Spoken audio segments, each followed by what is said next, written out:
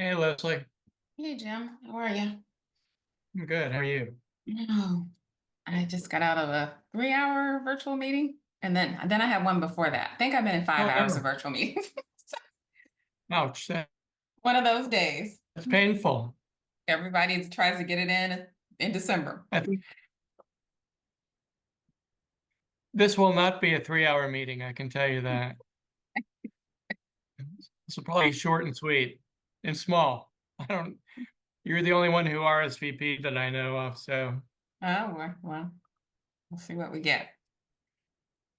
yeah, Jennifer just said we had to have one more meeting uh, Sure. Yeah, before February. So we're trying for the infrastructure did you group do as that in your well. other committee? We're trying. We're trying to get people. Have you? Rachel, do we have any results yet for the infrastructure? So we do not. And so I was going to ask if, do you want to push that off for next week and send out another one? I think we need to. Okay. Yeah. All right, I'll do Um, that.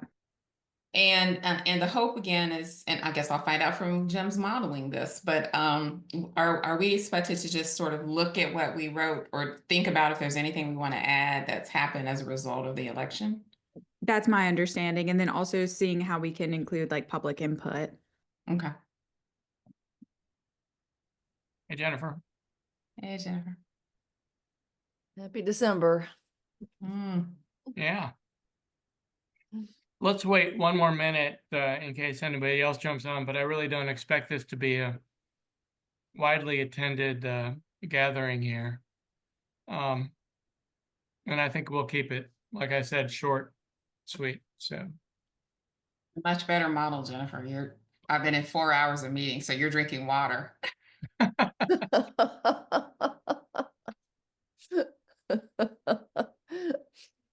I'm past water. Coca-Cola and coffee are fine in the afternoon too. well, Jennifer, you suggested we do this, and we can update the report, which we have, and which Rachel sent around to everybody. Mhm. So what we can add is the number of early voters in this election, which was a record, and Patrick Gannon from the state board put all that in writing in a press release. So we have that. And there was also some information in there from the director about early voting in the mountains, which frankly was a little surprising to me, but apparently it went very well, actually exceeded some of the turnouts in other counties. So Right. we can certainly add that. Um, and Jennifer, I think you mentioned some public input, which I'm still not too clear about. But what should we add? Well, I think there are a number of things that we could point to in the experience in this election. One of them was that Republicans and Democrats appeared to early vote in equal numbers.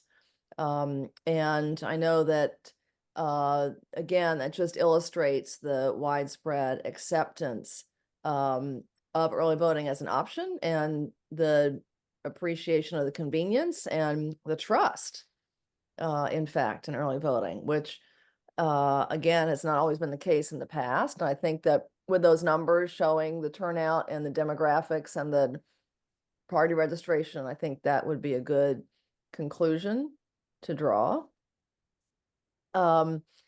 There were not many incidents in early voting. There were some. One of the things that happened, I think in Mecklenburg, maybe in Wake, is that because early voting sites are not the same as day of election voting sites, there were some people who went to an early voting site thinking they could vote there on election day. And so there was a little bit of confusion from that, and some of the places that have a lot of early voting sites. And that was an experience I heard. Some of this is going to be anecdotal. Some of this is going to, not necessarily have statistics or data behind it. I am going to touch base with Karen Brinson Bell and see if there's anything, statistically that's been connected that we could point to. But I do know that happened. The other thing that happened is that there there were quite a few provisional ballots in some of the bigger counties. And that happens, in fact, I think most, we'll have to go back and look at the data. A lot of them were early voting, a lot of them were on election day. And that probably points more to things like, is the first big election requiring ID? I think most of the things that people voted provisional because they didn't have the right ID or didn't have an ID, but also it was because they ended up in the wrong place. And again, that could be the early voting site versus the day of election confusion. Not to mention the fact that precincts are always changing in our growing state and precinct voting locations, because sometimes the counties can rent certain places and use certain schools, and sometimes they can't. They try to be consistent, but sometimes that's not possible. So those are all, sort of observations and public input from the experience of the early voting. We didn't talk much about same-day registration, even though that does happen during early voting. But there were, a number of folks still being verified because they voted early and registered at the same time, and it took, part of the canvassing is having to confirm that they are indeed who they said they are. And what's interesting, if you look at this challenge by Mr. Griffin against Allison Riggs, and if you look at Allison Riggs actually has this on her Twitter site of where you can go and find the files for all the different 60,000 voters. And if you look at the number of unconfirmed or unverified, a lot of those were from or some were from early voting, because they could register and vote the same day, and so it takes a little bit longer to verify that. So again, those are things that we can talk about in the experience of this election. I think in terms of the Western counties, I think that is like a real good news story, that these counties, with the help of the state board of elections, were able to figure stuff out, like in the midst of not having cell phones and water and food and all that their early voting and day of election numbers were actually higher than the state average. Right. It was like they were more determined than ever to vote because of the challenges and just the flexibility. I think, what would be great would be to call out, again, because election workers are undervalued, to call out the immense preparation, training, and responsiveness of election officials in the wake of a disaster, and the ability to continue to carry on an election. I think that should be part of our report as well. So those are some thoughts that I had. The only other thing was some of the public input was from surveys that we did at town halls, but we didn't have anything specific on early voting in those surveys. So there's not really any data from that. So it's more from the experience of the actual election in different counties. And I don't know if anybody else in the committee has, who worked at a polling site, has any other, observations that could be added to that. I have a couple of thoughts, and I don't know if they are relevant or not, but obviously this was the first election with the new observers law, and they were very prominent when I went and early voted. And there were 4 that came to my tiny little precinct and sort of watched all day. And so I am curious. It felt like they were more vigilant during early voting. And so I'm curious if that's true. And also what happened with their I mean, they were taking notes. When I tell you they would come over and ask me a question as the chief judge and then go back and write a note. Where did that go? Where was it? I don't know, because I'm just curious about, since this was the first implementation of that, where they could be watching everything, taking pictures of our tickets and our tabulators and everything. I'm curious if what has come out of that and what showed up from the early voting results or the day of, and where we find that. So that's just one thought, because maybe there's something we need to pay attention to from wherever that went. I assume it just went up to the party and they have that report somewhere.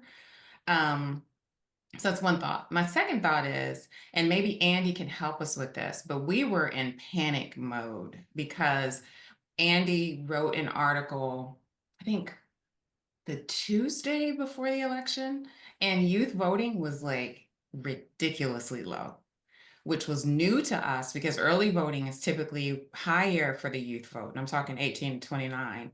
And it rebounded. Like they weren't as strong as 2020, which was their strongest year because they were able to send it in, but it was one of our strongest showings of the youth vote. So I don't know what to think of that, what to do with it. It's just an observation. Maybe we mention it. I don't know. But that group that has typically really jumped on early voting, maybe I need to do a survey and unpack it, but for some reason they didn't this time. I don't know. We know in general there was a lack of enthusiasm across the board with youth, but anyway, so it's just that blew me away because I was freaking out. So of course I, reached out to my presidents, my provosts, my deans, everybody was like, all hands on deck. Like, what did we do? What did we not do this year to remind students of this fundamental action of democratic engagement? So, two observations. Were the early voting sites on the campuses that you're familiar with? So it was just across the board. So yeah, we've done such great work getting more on our campuses. We had more this time than we've ever had, and still, according to Andy's data, that youth vote was lower than it had been from those first 2 weeks of, or that first week and a half of early voting. So that was just so surprising to me. So I don't know if we need to mention it. I need to figure out what happened. Maybe Michael Bitzer or somebody has some demographic breakdown of early voting that would include that. You know, Yeah. Jennifer's point about Republicans voting using early voting like Democrats did, that's good. I mean, we can get that. And as far as age breakdowns, I'm sure he probably has that by now. So Right. Yeah, Bitzer has all that. And we can certainly, I don't remember off the top of my head about youth voting and early voting. But he has that breakdown by age and demographics. And what's Andy's operation? Who's on the commission? He's with. He works for the Good. Carolina Journal. Okay. Andy Jackson, he's with the Locke Foundation. John yeah. Locke Right. Foundation. John Locke. Okay. Sorry, John okay. Locke Foundation. Yeah. Locke. Okay. And my first question, Jennifer, where did all that go? The observations. Absolutely. That's a good question. And the people in the polling spots are party designees. And so Sure. those do go to the political parties. Mhm. And I'll follow up with mine, see where it ended up. Because I'm not sure. And I'm not sure who gets those reports and what is done with those. Yeah. Part of this committee's purview, or are there other people looking at that?